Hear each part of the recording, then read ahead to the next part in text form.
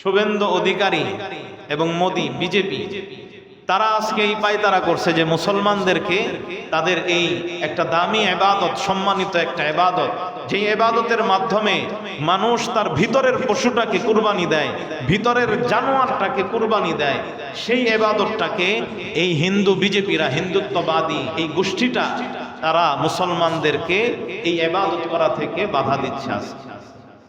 এজন্য আমরা দোয়া করব, যদি আল্লাহ তাআলা তাদের কপালে হেদায়েত রাখে তাহলে হেদায়েত দিক, আর যদি আল্লাহ তাআলা হেদায়েত না রাখে তাহলে আল্লাহ তাআলা নিজ ক্ষমতায় তাদেরকে ধ্বংস করে দেন। সকলে বলেন আমিন।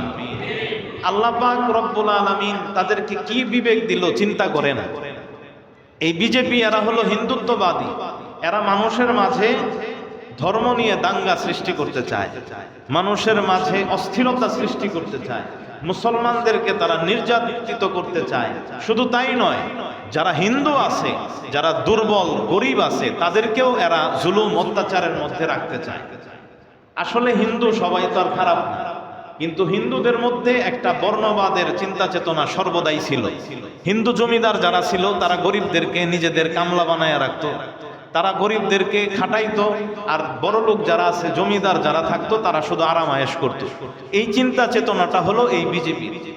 তারা সেই কত সাল আগের একটা আইন দিয়ে আজকে এই গরু হত্যা, গাভী হত্যা অথবা পশু হত্যার এই আইন বাস্তবায়ন করতে চাচ্ছে, অথচ সেখানেই 12 নম্বর ধারা অনুযায়ী আছে যে মানুষ যদি ধর্মীয় উৎসবে যদি পশু জবাই করতে চায় তাহলে সেটা অনুমতি দেওয়া যাবে।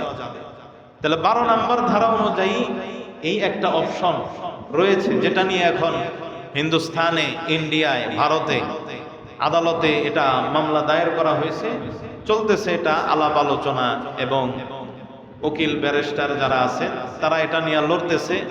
ইনশাআল্লাহ চিরেই একটা ফয়সালা মুসলমানদের পক্ষে আসবে, এটা আমরা আশাবাদী। তো তারা বলে 14 বছরের আগে কোনো পশু বা এই যে গরু, এটাকে কোরবানি জবাই করা যাবে না। 14 বছর হইলে তখন এটাকে জবাই করা যাবে। তারা গাভীকে তাদের মা বলে, গোমা। তাহলে তাদের যদি মা হয়, নিজের মাকে কি কেউ বৃদ্ধ বয়স হইলে বিক্রি করতে পারে? নিজের মাকে বৃদ্ধ হয়ে গেলে জবাই করে দিতে পারবে? নিজের মাকে বৃদ্ধ হয়ে গেলে অন্য জায়গায় দিয়ে দিবেন? তো নিজের মার বেলায় যখন হয় না, তাহলে গরু তো আপনাদের মা, তাহলে সেই মাকে 14 বছর বয়সে, 14 বছর বয়স হওয়ার পরে তাহলে কেমনে মাকে জবাই করা যায়? কেমনে তখন ওই মাকে বিক্রি করা যাবে? কেমনে তখন ওই মাকে অন্য জায়গায় দিয়ে দেওয়া যাবে? বৃদ্ধাশ্রমের মতো অন্য জায়গায় আমি দিয়ে দিলাম। এইটা কি আসলে তাদের ধর্ম? এইটা কি তাদের মার প্রতি শ্রদ্ধা, নাকি অন্য কিছু? আপনি চিন্তা করেন যে যদি বাস্তবেই তারা তাদের হিন্দু ধর্ম অনুযায়ী গোমাতাকে তারা নিজেদেরকে মা মানত, গাভীকে যদি তারা তাদের মা হিসেবে নিজেরা যদি এটা বিশ্বাস করত এবং দেখতো, যদি সম্মান করত, তাহলে এই মাকে তো কখনো 14 বছর হোক আর যাই হোক, সে লোলা হোক আর অসুস্থ হোক, যা মনে চাই তাই হোক, মাকে কি কখনো কেউ ফেলে দিতে পারে না? মাকে কি কখনো কেউ জবাই করতে পারে? পারে না। বাস্তবেই যদি তারা এটাকে মার চোখে দেখতো, তাহলে জীবনে এটার কখনো অসম্মানই করতো না, জীবনে এই মাকে কখনো জবাই করতো না। অথচ আপনি দেখেন পুরা পৃথিবীতে ফেজদা পিপলের কথা অনুযায়ী এই গোশতের সাপ্লাইয়ের মধ্যে 2 নম্বরে আছে হলো ইন্ডিয়া। আর ওদেরই একটা চ্যানেলের তথ্য অনুযায়ী বর্তমানে পুরা পৃথিবীতে গোশত সাপ্লাইয়ের ক্ষেত্রে, এই গোশতের ব্যবসার ক্ষেত্রে, গরুর ব্যবসার ক্ষেত্রে ইন্ডিয়া হলো 3 নম্বরে। তাহলে মুসলমানদের ব্যাপারে যে শুধু বলতেছে যে গরু জবাই দেওয়া যাবে না, এটা আসলে ধর্মের দৃষ্টিকোণ থেকে না, বরং তারা মুসলমানদেরকে নির্যাতন করতে চায়, মুসলমান এবং হিন্দুদের মাঝে একটা দ্বন্দ্ব সৃষ্টি করতে চায়, মুসলমানদেরকে এই ইন্ডিয়া থেকে একদম মূলচ্ছেদ করে দিতে চায়, তাদেরকে তাড়িয়ে দিতে চায়। এজন্য রিফিউজি বলে। আসলে এই হিন্দুস্থানে 400 বছর পর্যন্ত মুসলমানরা শাসন করছে, এরপরে ব্রিটিশরা শাসন করলো 2 বছর। তো হিন্দুদের শাসন ছিল মাত্র কয়েকদিন, তাদের তো মাত্র কয়েকজন জমিদার ছিল। অথচ আমাদেরকে মুসলমানদেরকে আজ তারা বলতেছে যে আমরা হইলাম রিফিউজি।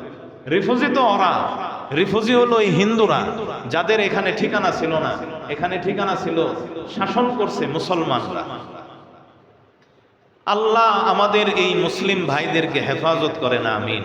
আমরা দোয়া করব যেন আল্লাহ তাআলা আমাদের এই কাছের পশ্চিমবঙ্গের মুসলমানদের উপরে যেন নির্যাতন, জুলুম, অত্যাচার যেন না হয়। আল্লাহ তাআলা যেন তাদেরকে হেফাজত করেন। পশ্চিমবঙ্গের মুসলমানদেরকে আমরা বলবো যে তোমরা আজকে তোমাদের মসজিদে জোরে আজান দেওয়াকে নিষেধ করা হচ্ছে, তোমাদের কুরবানি দেওয়াকে নিষেধ করা হচ্ছে। তোমরা এর জন্য আন্দোলন করো, নৈরাশ হও না, ভেঙে পড়ো না। পূর্ব বাংলার 22 কোটি মুসলমান তোমাদের পাশে আসে ইনশাআল্লাহ।